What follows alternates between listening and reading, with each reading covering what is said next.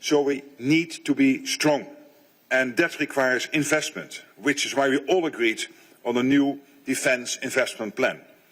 To invest 5% of GDP annually in defence, on core requirements to 3.5%, and then on defence and security-related spending 1.5% by 2035. Ensuring that we meet our individual and our collective obligations to our shared security.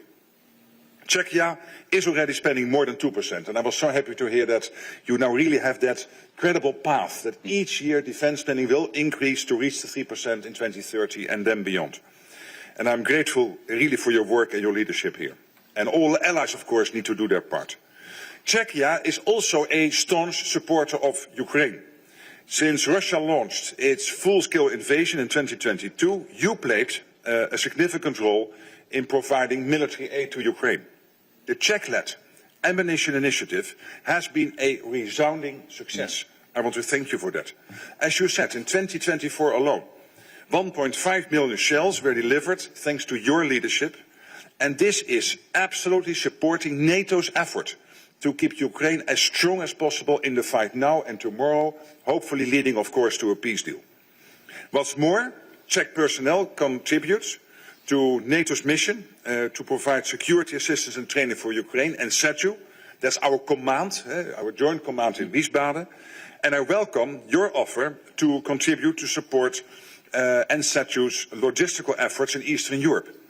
And you're also working with Ukraine to train their pilots. So all of this is making a real difference for Ukraine's security and therefore for our collective security.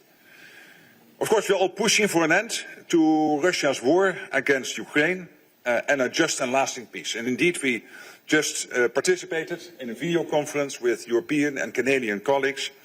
And this is all against the fact, because they started as President Trump breaking the deadlock with Putin, engaging with him, and therefore now for us to design the security guarantees as Europeans and Canada with the US to make sure that when talks start, the Ukrainian president knows that he has the full backing of the US, of Canada, the Europeans, all of us in NATO, but also our countries outside NATO.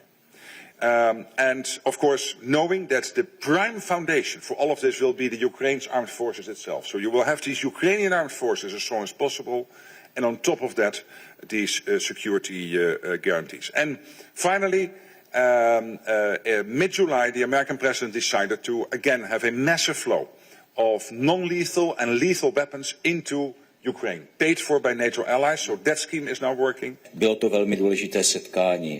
Czech soldiers are helping to protect the eastern border of the North Atlantic Alliance, operating in Lithuania, in Latvia, and Slovakia.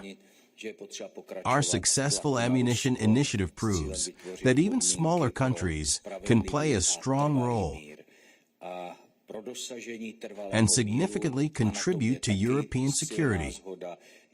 And we will continue in this as well. And I am proud that during times under my leadership, the Czech Republic has transformed from a sort of black sheep into a country that is active, a reliable ally, and fulfills its commitments made upon joining the North Atlantic Alliance. We want to continue in this, and we are not satisfied with merely allocating 2% of GDP for defense.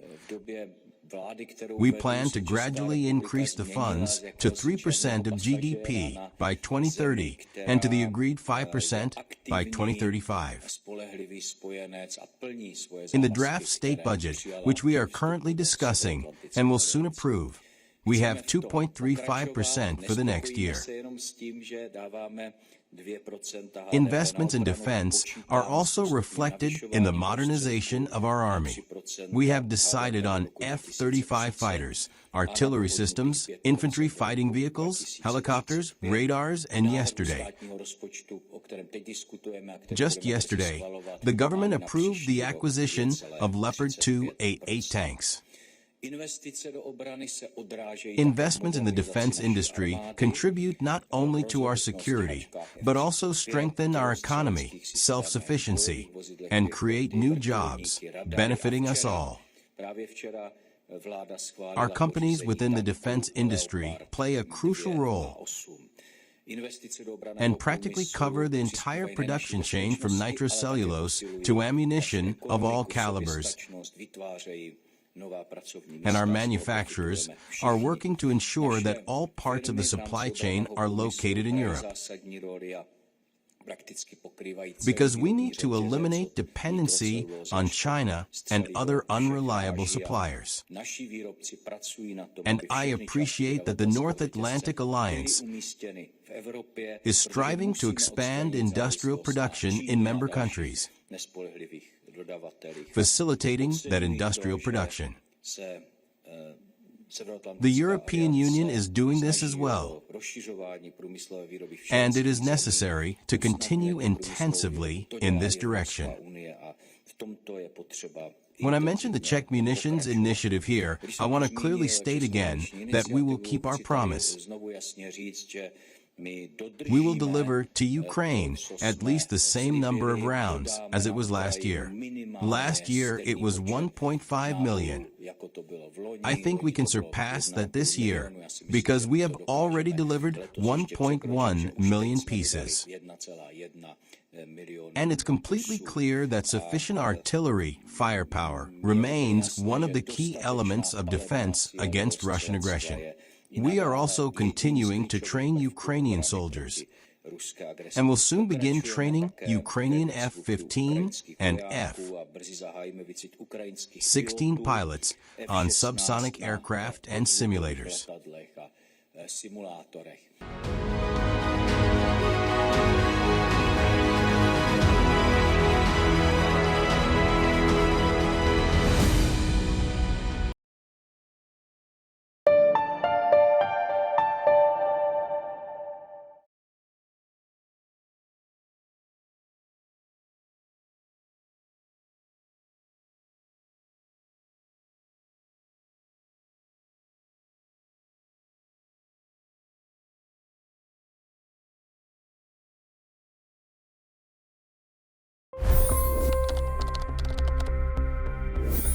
$25 crore गरीब गरीबी को परास्त करके बाहर निकले।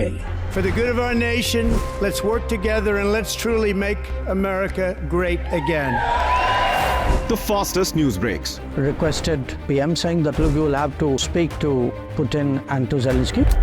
The biggest news makers. The relationship with India is probably the most important bilateral relationship the U.S. will have for the rest of this century.